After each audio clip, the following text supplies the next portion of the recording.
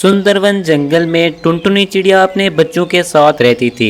एक दिन उसके मायके से उसकी माँ की कॉल आती है। अरे टुनटुनी बेटा, तुम्हारे भाई चिंकू की शादी तय हो गई है और शादी अगले महीने है, तुम ज़रूर आना। अरे ठीक है माँ, मैं आ जाऊंगी। शादी की बात सुनकर टुनटुनी की बेटी बिहू बोलती है, अरे माँ, मामा की शादी होने वाली है और हमारे पास अभी तक कपड़े भी नहीं हैं। अरे बेटा, तू फिक्र क्यों करती है, मैं तुम्हें शादी के लिए अच्छे अच्छे कपड़े खरीद दूंगी। अरे पर माँ, तुम कहाँ से खरीदोगी, घर में तो एक पैसा भी नहीं है। अरे टुनटुनी बेटा, मैं खेतों में काम कर लूँगी और उससे जो पैसे मिलेंगे मैं उसे तुम्हारे कपड़े खरीदूँगी। अरे क्या माँ, सुबह से शाम तक काम करती रहती हो, अब खेतों में भी काम करोगी क्या? अरे बेटा, कुछ ना कुछ तो करना पड़ेगा। अरे माँ, मैं भी तुम्हारे साथ खेतों में काम करूँगी।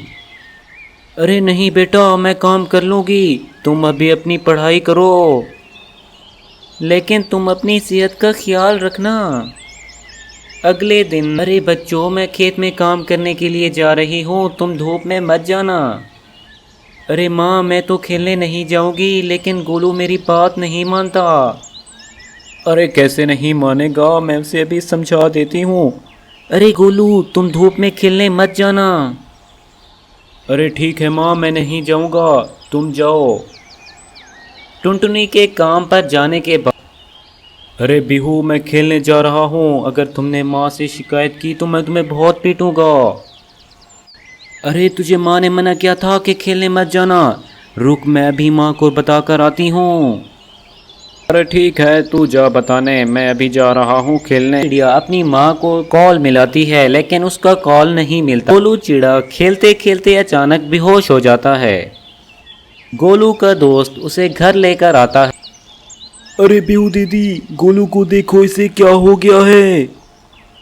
अरे मैं नहीं देखूंगी इसे, मैंने तो इसे मना किया था कि धूप में खेलने मत जाए। माँ ने इसे मना किया था कि खेलने मत जाए, लेकिन इसने माँ के प्यार की भी लाज नहीं रखी। अब मैं क्या कर सकती हूँ? जाओ इसे अंदर बेड पर लिटा दो और मैं माँ को फ़ोन करती हूँ। हेलो माँ। अरे माँ देखो ना, गोलू बेहोश हो गया है। अरे माँ, मैंने इसे बहुत मना किया था, लेकिन ये ज़बरदस्ती वहाँ पर खेलने चला गया। अरे ठीक है बेटा, तू चिंता मत कर, गर्मी की वजह से ये बेहोश हो गया है, मैं इसका ख्याल रखती हूँ अच्छे से, तू जाकर खाना बना ले। अरे माँ, मुझे माफ़ कर दे, तुम्हारे मना करने के बावजूद भी मैं धूप में खेलने चला गया, मैं आइंदा कभी धूप में खेलने नहीं जाऊँगा। अरे शाबाश बेटा, तुमने बहुत अच्छी बात की है। ऐसे ही कई साल गुजर जाते हैं। अब गोलू और बिहू बड़े हो जाते हैं।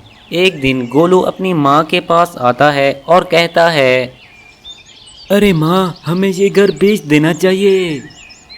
अरे गोलू, ये तुम कैसी बातें कर रहे हो, ये घर तुम्हारे पिता की आखिरी निशानी है, मैं मरते मरते मर जाऊंगी, लेकिन ये घर नहीं बेचूंगी।